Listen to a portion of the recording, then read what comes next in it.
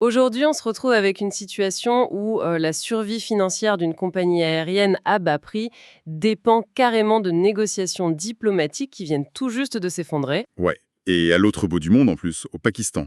C'est vraiment l'effet papillon géopolitique dans toute sa splendeur. Mais tellement, et c'est ça qui est fascinant. Bienvenue dans notre analyse détaillée d'aujourd'hui. On va plonger dans nos sources du 25 avril 2026.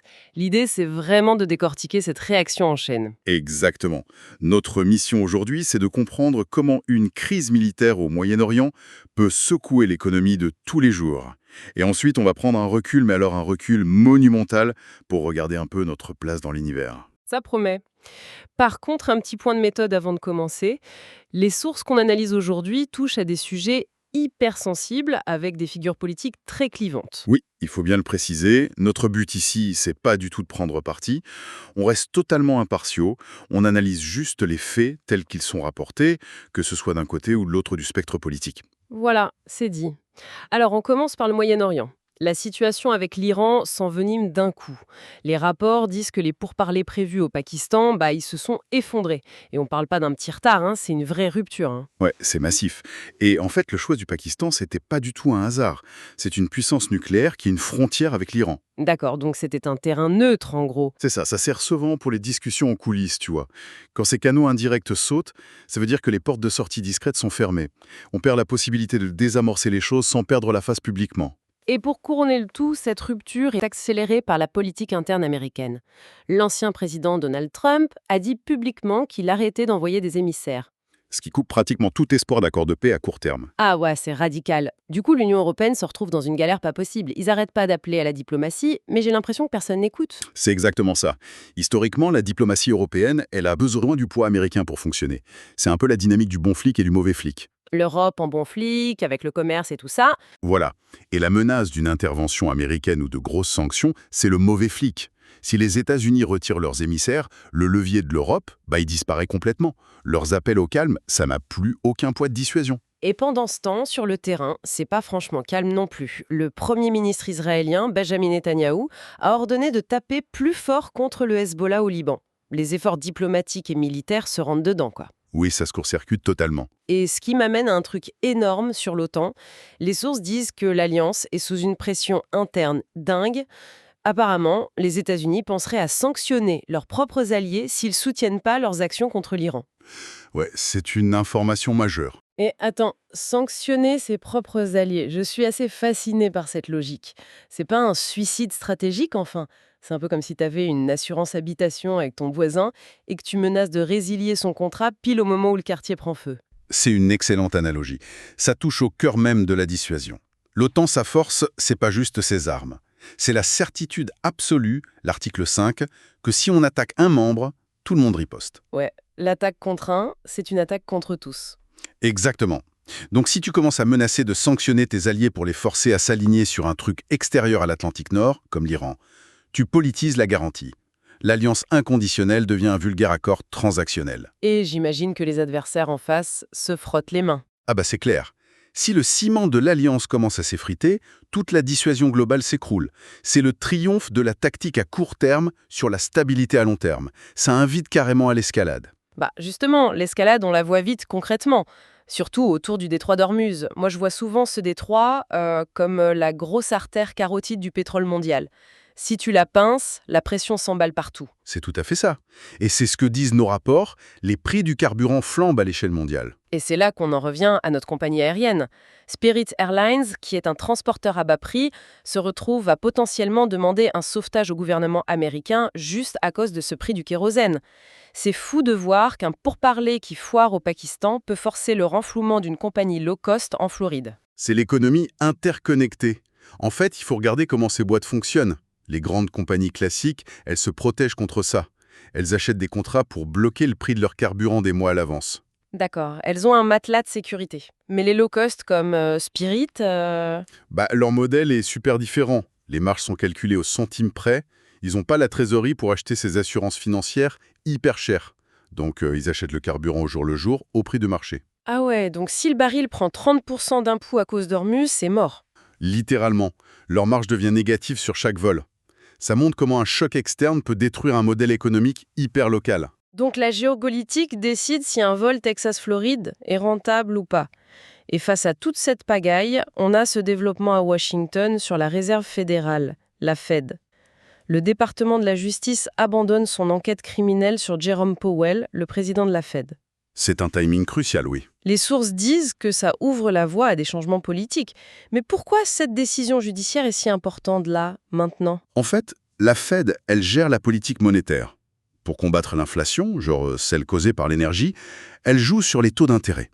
Mais son vrai pouvoir, c'est la confiance. Les marchés doivent y croire. Exactement. Si le patron de la Fed est sous le coup d'une enquête criminelle, à chaque fois qu'il touche au taux, les gens doutent. Ils se disent, est-ce qu'il fait ça pour l'économie ou pour faire plaisir aux politiques et sauver sa peau? D'accord, donc en lâchant l'enquête, on enlève ce doute. Voilà, on enlève ce bruit toxique. Le capitaine du navire économique retrouve une légitimité totale pile quand l'ouragan énergétique arrive. La Fed peut agir en toute indépendance pour amortir le choc. C'est rassurant, mais ce qui l'est moins, c'est que le pays se prend des vrais ouragans physiques en même temps. L'infrastructure américaine est testée partout. On a des tornades dévastatrices dans le Midwest, des maisons rasées, des blessés. Et c'est pas fini. Non, au sud, c'est les incendies. Plus de 35 000 acres brûlés, surtout en Géorgie, et la météo annonce que ça va continuer. 35 000 acres, c'est gigantesque. C'est des milliers de pompiers, la garde nationale, des évacuations. La vraie résilience d'un État, on la voit quand il doit gérer tout ça en même temps.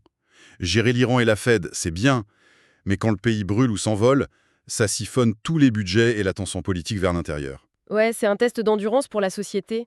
D'ailleurs, à côté de ça, la société bouge aussi sur d'autres fronts. Les sources parlent de changements sur la politique fédérale de la marijuana, une redéfinition de la justice pénale en somme. Oui, on voit des mutations légales en profondeur. Et on a aussi des drames locaux très lourds. Une fusillade dans un centre commercial à Baton Rouge, un mort, des blessés. Et cette histoire sordide du doctorant disparu à l'université de Floride du Sud, dont les restes ont été trouvés, avec l'arrestation de son colocataire. C'est une actualité extrêmement chargée, oui. Très lourde, ouais. Mais au milieu de tout ça, il y a un truc qui m'a fait halluciner. Un fait divers judiciaire qui ressemble à de la science-fiction financière. Un soldat américain accusé d'avoir fait de l'argent sur un pari lié au président vénézuélien Nicolás Maduro. Attends, un pari en lien... Comment la géopolitique devient un jeu d'argent? Parce qu'il y a un conflit d'intérêts abyssal. Un militaire ou un agent de renseignement, c'est pas toi ou moi devant la télé. Il a accès à des infos classifiées, des mouvements de troupes.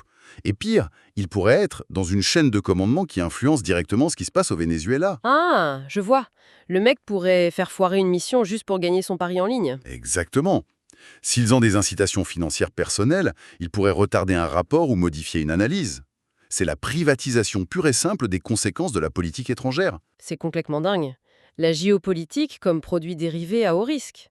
Du coup, face à toute cette instabilité de la météo au pari militaire, on a l'impression que les institutions ont besoin de se raccrocher à un truc solide. À ce qui dure dans le temps, oui. Et c'est là qu'intervient la visite du roi Charles III et de la reine Camilla à Washington la semaine prochaine. Pour les 250 ans de l'indépendance des États-Unis, je trouve l'ironie magnifique. Le roi d'Angleterre qui vient fêter la perte de sa colonie préférée. C'est vrai que c'est cocasse.